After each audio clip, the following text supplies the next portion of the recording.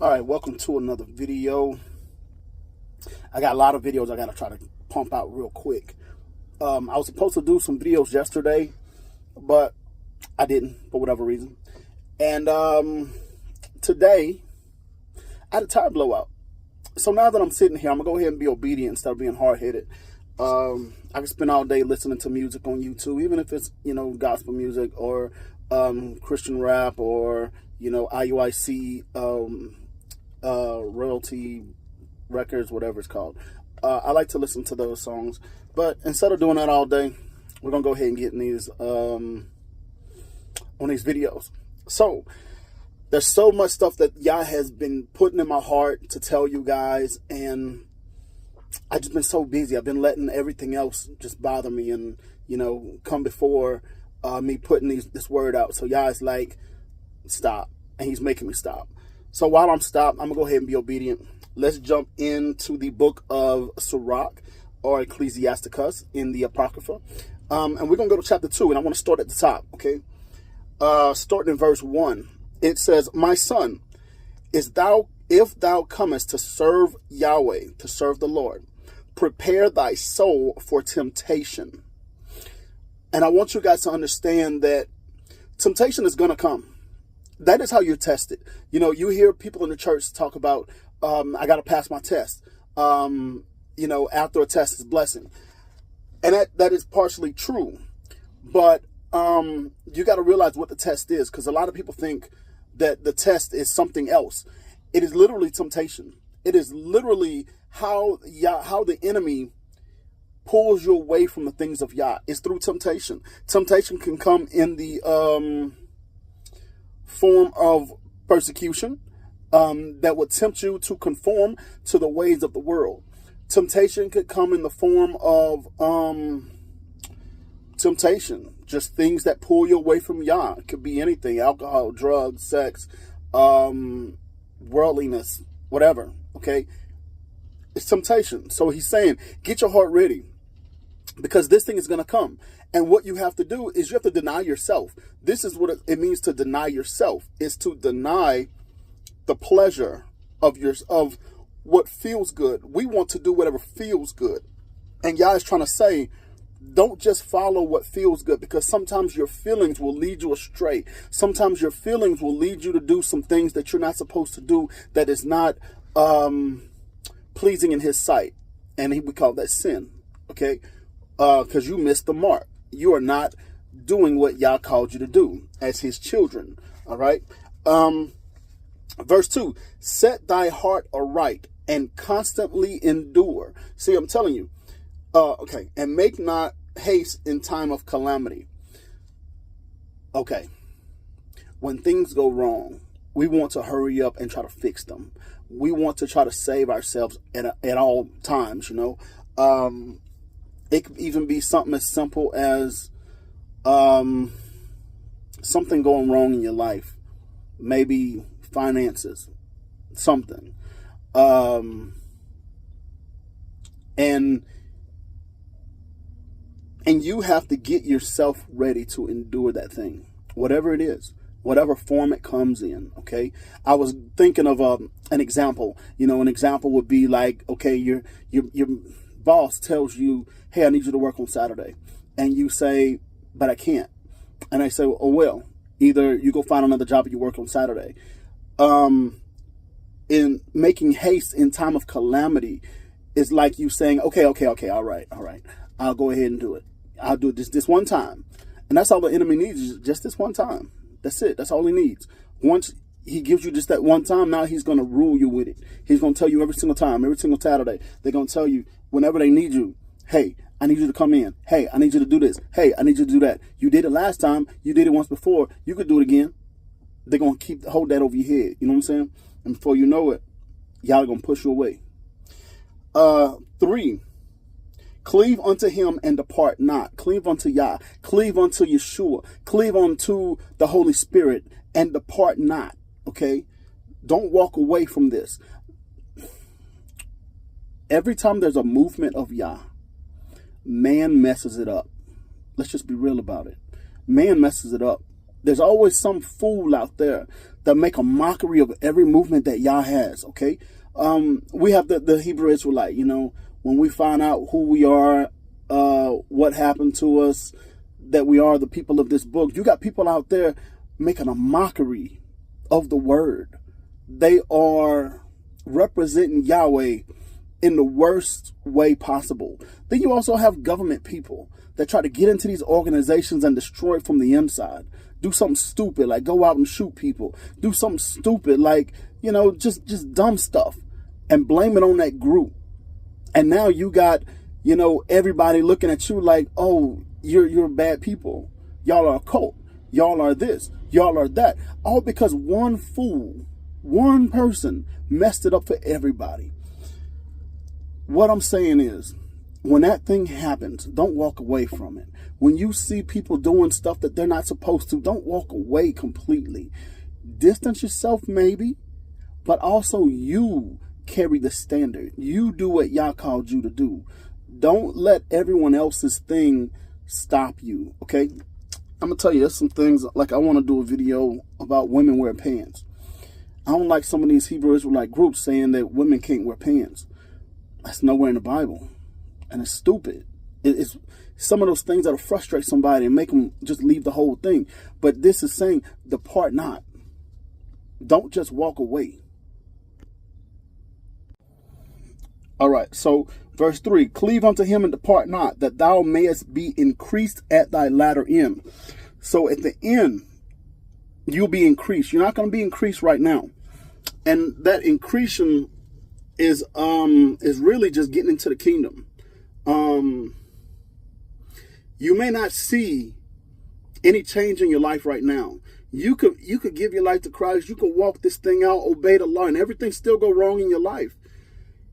It doesn't mean you have to be increased right now, but you will be increased at the latter end. He promises at the end you'll be increased. You may not ever see anything good now. And I don't want you guys to feel like, oh, I followed it, I did it, but nothing changed. Nothing may ever change. You may come into this being broke. You might still be broke. 3, 4, 5, 10, 20 years later. You're still in the same situation. You thought, oh, it's going to change everything about me. No, it don't have to.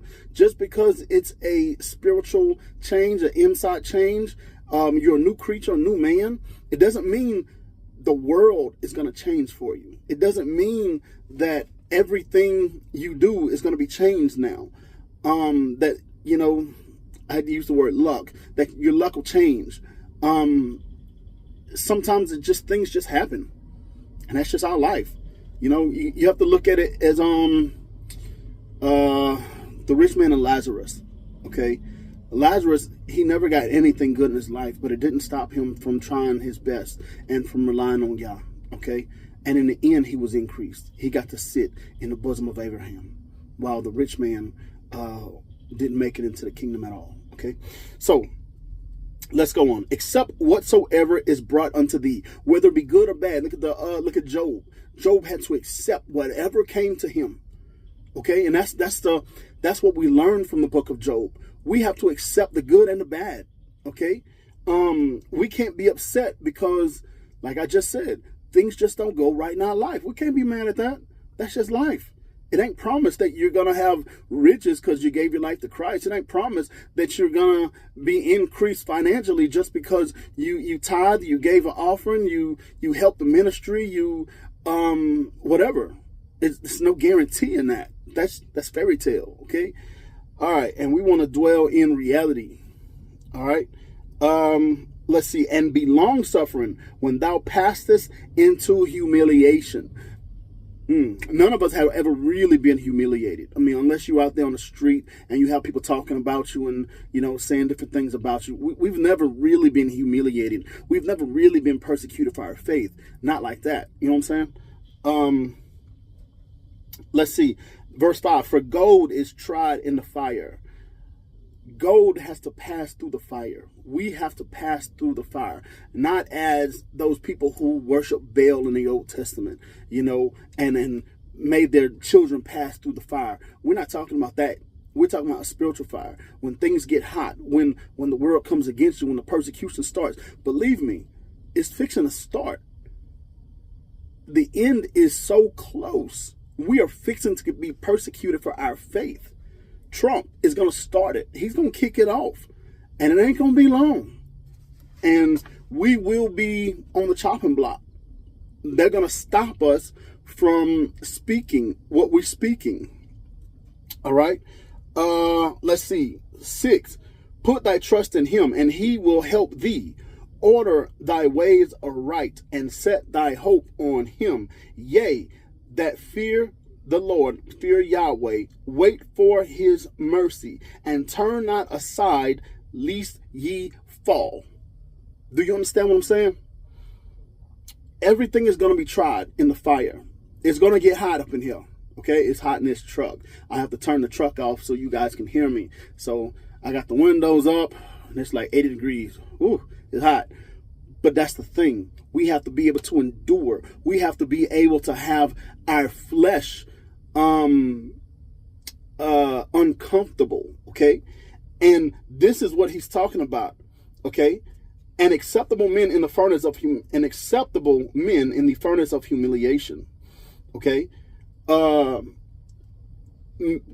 Gold is tried in fire, and men, y'all find them acceptable when they are in the furnace of humiliation, when it gets hot spiritually, when people call into question your faith, when men try to break down and tell you that you're wrong for what you believe in, when men try and persecute you and stop you from being you, from following Yah. The world does not want us following Yah. Why? Because when we cry out, they get punished. You see? And Yah is saying, stay in that. Don't go to the left or to the right. Put your trust completely in him. He will help you. Yahweh will help you. He will help you. It may not seem like he's helping you. There's going to be many a times when you're going to feel like, man, I ain't being helped. He ain't helping me. He ain't doing nothing for me. I'm going through it right now. And that's okay. Because in the end, you're still going to be okay. No matter what happens to you, you're going to get in the kingdom as long as you do not fall. No matter, as long as you don't turn aside. It says, and turn not aside, lest ye fall. You don't want to fall.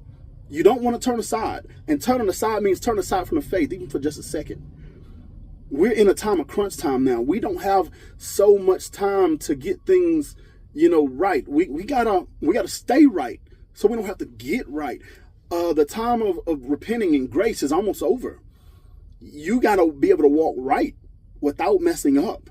Okay.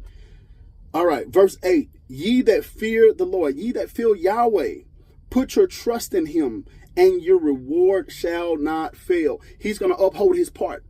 You remember in the book of Genesis, let me slow down.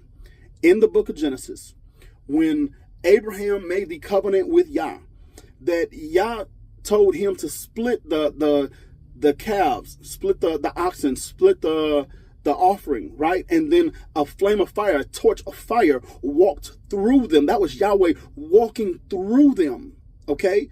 And he upheld his part of the covenant, okay? So he will do his part.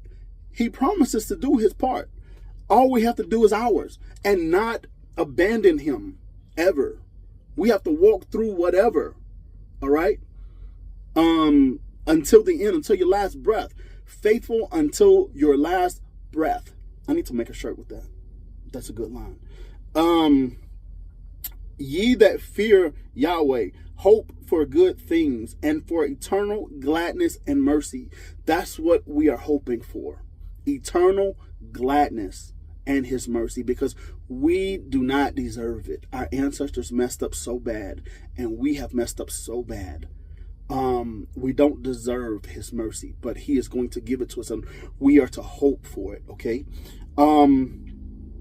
Look at generations of old and see who did ever put his trust in Yahweh and was ashamed, or who did abide in his fear and was forsaken. Look at the old people. Look at Moses. Look at Elijah. Look at Isaiah. Look at all the prophets, even Jonah. Look at all of them. Yah always took care of his own. He's looking out for his own. He's not saving the world. He's saving his own. All right? So you want to be his own at all costs. You want to beg for his mercy. And you want to find his laws and follow all of them to the best of your ability. Not to the best of your ability, to perfection. Because some people, the best of their ability is, oh, I tried. And it didn't, I gave it a shot. But not the best of our ability. The best of Yahweh's ability, because he created us to be able to go through these things. He's not telling you something that you were not created for. Okay. He's telling you how to go back to your natural self, the nature that he put in you. All right. Not the nature that the world puts in you. All right. Let's go. Or who did call upon him and he despised him? For Yahweh is full of compassion and mercy, and he forgiveth sins and saveth in time of affliction. Woe unto fearful hearts and to faint hands. Fearful hearts, we cannot be afraid.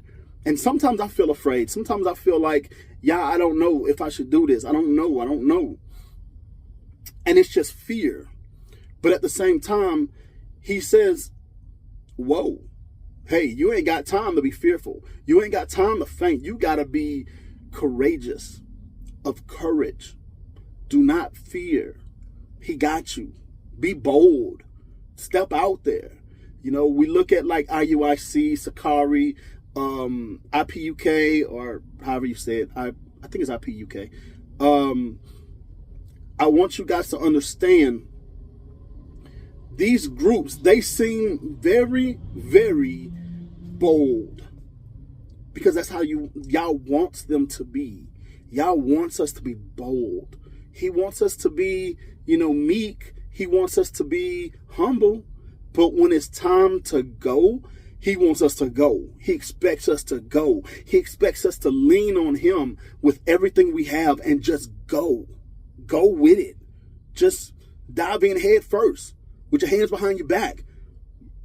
You ain't gonna hurt nothing. You ain't gonna hit nothing. He got you. All right. 14. 13. Woe unto the faint heart, for it believeth not. Therefore shall it not be defended. If you are fearful, he does not have to defend you. If you're not bold, if you're not zealous and just ready to go all the way, he cannot use you. You are worthless to him. That's the New Testament in the book of Revelation. Yeshua says that, you are lukewarm. He will spit you out. We can't be fearful. We can't be any of that. We got to be bold. Yeshua is not coming back as the lamb. He is coming back as the lion, the warrior, the one who treads the grapes, the one that is filled with blood. Okay? His clothes are filled with blood. He's coming back that way. All right? Let's go. 14. Woe unto you that have lost your patience, and what will ye do when the Lord shall visit you? You forgot your first love. You forgot how to be humble, be patient. You jumped the gun. Okay? 15. They that fear Yahweh will not disobey his words, and they that love him will keep his ways. Okay? If you fear Yah, you're gonna keep his words. You're gonna do what he says to do. And if you love him, you're gonna keep his ways. Okay? You can't say you love Yah and you won't do what he says. You can't say you love Yah and you won't follow him like Yeshua followed him. Yeshua proved that he loved Yah more than his own life. We have to prove by obeying his word, no matter the affliction, no matter the pain, no matter the torment, the torture, no matter the humiliation. Doesn't matter. We keep his word until death. Okay? 16. They that fear the Lord will seek his good pleasure. And they that love him shall be filled with the law. If you love him, you're going to want to know everything about him. You're going to want to learn everything. Hold on for a second. It's time for me to go to the shop. All right, so let's get back in this word. A lot has happened since I last had to go. A lot of shenanigans today. But here we go. I don't even know where I was. But I'm going to start in 16. It says, they that fear the Lord will seek his good pleasure, and they that love him shall be filled with the law. So if we love Yah, we're going to seek his good pleasure, not our own. We're not self-seeking. We're not seeking what we want, what we wish for, you know. We're seeking Yah's ways and his laws and his statutes. We want to be pleasing to him as a good bride, you know, as a wife. We want to be pleasing to the Father. When we did things, when our ancestors did things last time, they messed it all up because they were looking for their good pleasure. Now we know better. We know what the consequences of not finding Yahweh's good pleasure. We see what happens now. So we want to make sure that if we love Yah, a sign that we love Yah is that we seek his good pleasure. And a sign that we love him we will be filled with his law. Meaning we're going to obey everything he wants us to. Whatever he says to do, we're going to do it. We're going to jump and do it. He says jump. We ain't even going to say how high. We're just going to start jumping until he's pleased with it. All right. All right. So 17, it says, they that fear the Lord will prepare their hearts and will humble their souls in his sight. See, you prepare your heart for the shenanigans.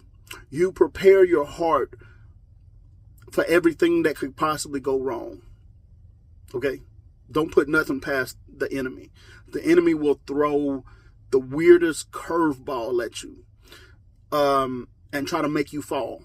Okay? He will come from angles you ain't even know existed. Okay? He's sly with it. He's good with it. He's been doing this for a very long time. He's real good at it. So we need to know that our heart is prepared for the shenanigans, for whatever is going to happen. Our hearts have to be fully prepared for it before we even start the journey. That was the very first verse. Prepare your soul for temptation. Here it is again. Prepare your hearts. All right. And will humble their souls in his sight, saying, we will fall into the hands of the Lord and not into hands of men. For as his majesty is, so also is his mercy. See, it's better for men to hate you than for Yah to hate you. If men hate you, you can still be okay with Yah and still get into the kingdom. But if men love you and Yah hates you, woe to you. And I'm sorry, I'm getting unloaded, so everything's shaking and bumping every time they put the forklift in the bed, in the trailer, all right? I want to hit this in chapter 3. I wasn't even going to go this deep, but I just got to hit this. It's too good. Verse 1, it says, hear me, your father, O my children, and do thereafter. I'm going to tell y'all like this. If this was Yeshua speaking to us, is Yahweh speaking to us, but if this was Yeshua speaking to us, okay, we need to understand what he did. His mindset, his thoughts, his actions. Hear ye, hear me, your Father, our Father who art in heaven, okay? Hear me, O my children, and do thereafter, okay? We can't be hearers of the word only. We have to be doers of the word. When we say we love Yah, it has to come with some sort of action. The church calls it works. We're not working for salvation. We're working because of salvation. Okay? To prove our works to Yah. I don't care nothing about what everybody else says. They say, oh, you're doing work salvation. It's not true salvation. Salvation is by grace. I was accepted by grace. Yah accepted me. He gave me grace when he accepted me. When I asked him to come into my life as my Lord and Savior. When I told him I was going to get on this journey and follow him in spirit and in truth only. Okay? He accepted me then before I took my first step in this journey. Now, everything I do after is showing him how much I appreciate him, how much I love him for saving my soul, for forgiving me, okay? And for allowing me to be in his kingdom. And to stay in his kingdom, I have to continue to do what his word says, just like I just read up top, all right? So we hear, we accept, and we do, all right? All right, and do thereafter that ye may be saved. Did you get that? Let me read verse 1 again. Hear me, your father, O my children, and do thereafter that ye may be saved. What does that mean? That means you are not saved as soon as you give your life to your Lord and Savior, Yeshua HaMashiach, or Jesus the Christ. You are not saved then. You got to prove your loyalty to Yah. Got it?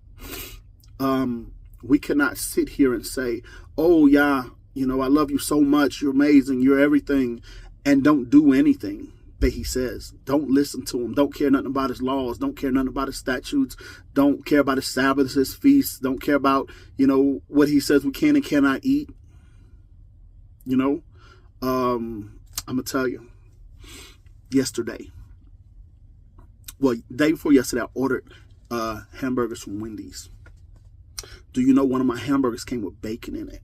And I didn't know until yesterday. I didn't eat that burger until yesterday. Once I took the first bite, I said, there's something wrong with this. I looked at it, and there's bacon on it. I was like, yeah, I'm so sorry. I didn't know it had bacon on it. I took the bite before I even looked at it. So I took everything else off, and I was like, I'm sorry. Because his law is more important to me than my belly. I'll throw the whole thing away. I don't care. Even if I'm super hungry, I'll throw it away. I don't care. Because I will not mess up. I'm not going to sit here and act like I don't care. Like, oh, I got grace. It don't matter. I do whatever I want. Just ask for forgiveness. There's a life on the other side of forgiveness. You have to be able to get on the other side of forgiveness. On the other side of grace. Okay? You got to stop sinning and asking for forgiveness. And the way you do that is to do what the law says, to obey Yah's voice. Then you don't have to constantly ask for forgiveness. Got it? All right. You're not saved first. You're only saved after you've proved yourself. Okay, this is why the Apostle Paul was so worried at the beginning that he would not make it into the kingdom of heaven. But then as he got older, as he matured more in his faith, he realized, I got it. I don't have to worry about it. I got it. I know what I'm doing. I know that I'm doing right. All right. Verse 2. For Yahweh hath given the Father glory. Right? For the Lord hath given the Father glory as touching the children. Okay. For the Lord hath given the Father glory as touching the children, and hath confirmed the judgment of the mother as touching the sons. All right, and then it goes into fathers and sons and the family and, you know, all that kind of stuff. But that first line is really what I wanted to read to you guys, is that, you know, you're not saved right at the beginning. We think we're saved, but you're only saved after your last breath. Like I said, faithful to the last breath, faithful to the very end. We have to remain faithful to the very end. This time, you know, the enemy has given authority to try and make us fall because of Satan, who tripped up the angels. Even the watchers who came after the fallen angels. You see, the fallen angels didn't happen here on earth. That happened in heaven. So the watchers, when they were here on earth, they fell later. So they saw what happened to Satan, and they still fell for it. So if Satan, who tripped up the angels, if you can not be tripped up by Satan, then now you're something special. You're more special than the angels. If you can tell your flesh no while you're here on earth, if you can tell your feelings no, what you think no, you know, like the scripture says, you know, don't lean on your own understanding. Okay? Nothing you think, nothing you feel, a lot of it is not right. It is sometimes a trick of the enemy. The enemy works by making you feel things and think things. Okay? He works in the mind, will, and emotions. He tries to get your hormones all going to make you act out on something that's temporary. He tries to get your emotions going to seek what you think is good and justice for someone, when y'all didn't call us to do that. You know, like, and I'm using that example because that's what Satan used, okay, in the kingdom of heaven. When he got a third of innumerable on his side, he got the popular opinion on his side, okay, through their mind, will, and emotions. Satan seemed like he was right. So he got this great big following of people that would agree with him that he was right over Yah. Okay? There's no telling how long he had been talking with those angels, because time doesn't exist in heaven. It could be millennia. We don't know. But they eventually finally fell. And then he worked on the watchers when they were here. They knew better, but they still fell for it. Okay? And then he works on us. Now, if we can overcome what made the angels fall, we got something. We got something. But we cannot get into heaven unless we overcome what made the angels fall. Got it? All right. Thank y'all for watching this video. We're going to see you on the next one. Have a great one.